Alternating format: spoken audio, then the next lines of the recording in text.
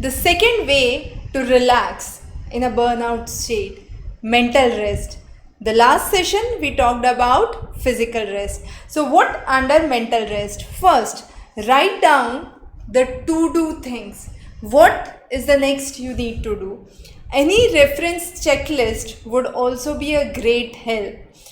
Separate your work life as well as your family life, and that would be a great relaxation, a huge mental rest towards your commitment.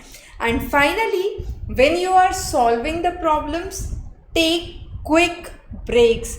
Small quick breaks would help you and keep you relaxed. So this was the second trick under relaxation. The first being the physical rest. The second today we talked is mental rest. Let's move forward and wait for the next 5 ones.